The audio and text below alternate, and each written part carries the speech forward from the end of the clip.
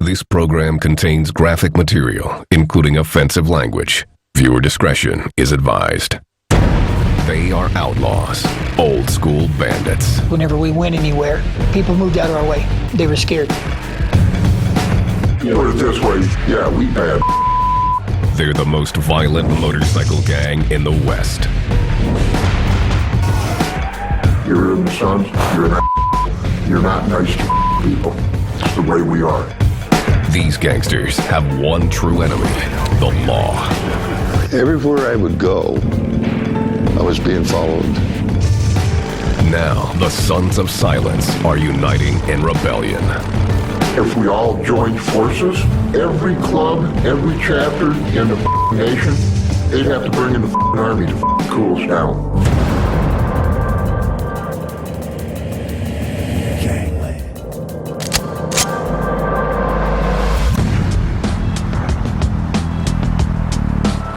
Colorado Springs, Colorado. This is a military town, home to the Air Force Academy and the Army's Fort Carson.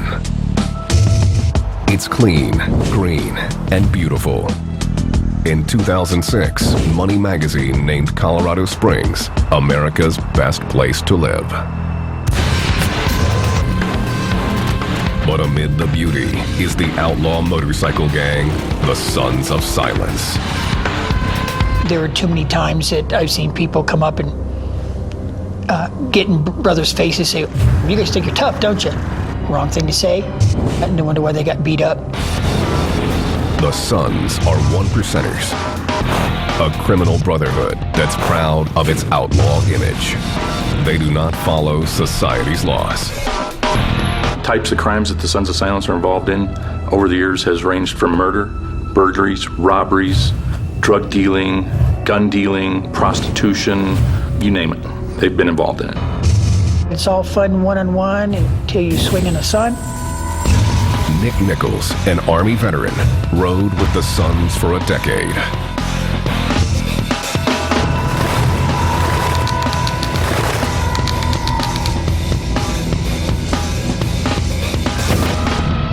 Growing up, he was constantly moving, so Nichols was drawn to the gang for its stability and sense of family.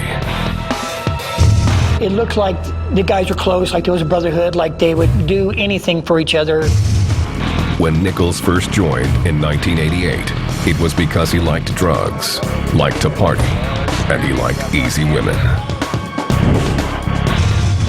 The girls I liked were dancers.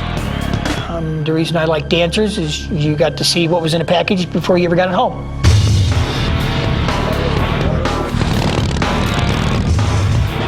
Big Larry asked to have his identity concealed.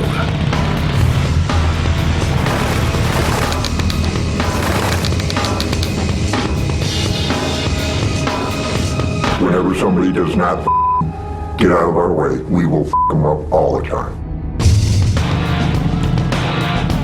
Big Larry is a longtime member of the Sons of Silence.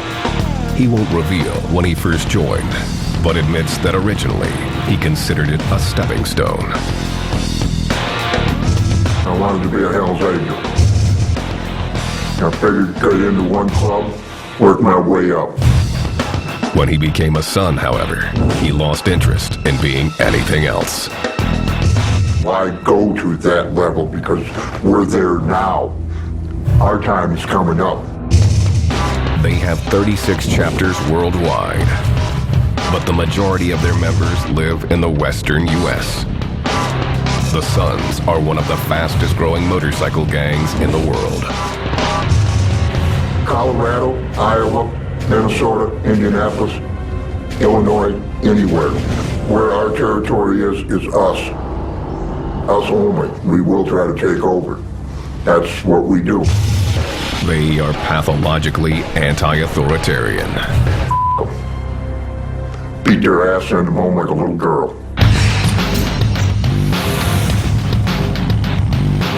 The Sons are known to traffic in weapons, stolen bike parts, and drugs. The main drug of choice in the club is speed.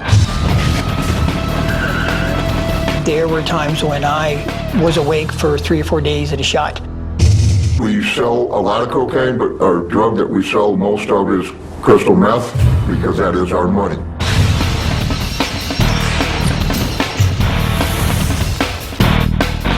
The Sons are careful to keep their criminal activities separate from club business. A lot of brothers are pretty secretive about what they got going on. They could be involved in stuff that other brothers have no idea about.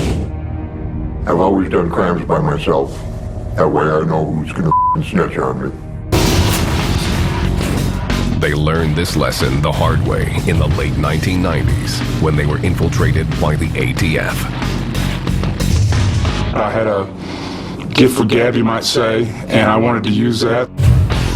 Blake Bodler asked to have his identity concealed.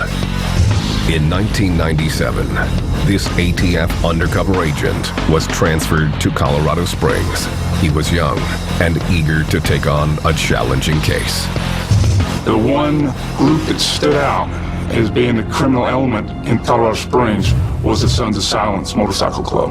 They had a reputation for violence, and many of the potential informants I spoke to referred to them as the Sons of Violence instead of the Sons of Silence. Jim Waddles, then a detective with the Denver Police Department, had been tracking the Sons of Silence for years. If I didn't know who a guy was, I'd walk up, "Hey, I'm Jim Waddles from Denver Police Department. What's your name?" Waddles operated in the open. They always saw him coming. I says, "Would you rather have me standing here in front of you or sitting across the street watching you in binoculars waiting for you to do something stupid?" The Sons have a severe code of secrecy. Developing informants within the club was extremely difficult. Blake was the answer to the problem. So you go in what we would call a cold call situation. You don't have an informant or anyone else vouching for you that you're a good guy as far as the criminal world goes. So you have to go in there and earn your own stripes. Blake started calling himself Bo and began hanging out at the biker bars around town.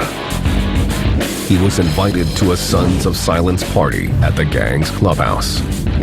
Things were going well until he made a mistake. This first party was going very well up until the time that I observed a hang-around retrieve a gun from behind the bar. And I told that hang-around, I said, "That's a nice gun. Let me know if you ever want to sell it." Blake was a stranger trying to illegally buy a gun, and the Sons were on to his game. A few minutes later, he called me out front, and at that time I was confronted by two Sons of Silence members. They took him outside the clubhouse, pushed Blake into the shadows, and began interrogating him. And they wanted to know who I was, what I was about, why I was there. He was going to get his butt kicked that night.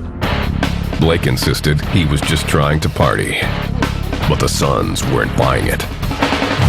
I knew when he said, "Get out of here, leave," he wanted me to leave the property. The agent knew that if he let the gang chase him off now, he might never get another chance. So he took yet another risk. I saw an opportunity to go back into the bar and maybe mend some fences. And that's the route I chose to do. The club's enforcer immediately took notice. A few minutes later, Frank Pearson, who was an enforcer for the club, came back into the bar, and he saw me sitting there. And he came walking up to me, and he said, "What are you doing here?" Blake had to think fast. And I said, "Well, got out of his sight. Can I buy you a drink?" And Frank looked at me for a couple of seconds, and then he said, "Yeah, buy me a drink." So in a way, Frank admired the fact that I stayed around. Blake had passed his first test.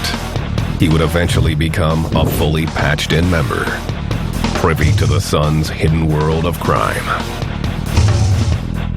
I no longer had to justify why I wanted to buy a gun or why I wanted to buy meth. You're immediately confirmed as part of a criminal element.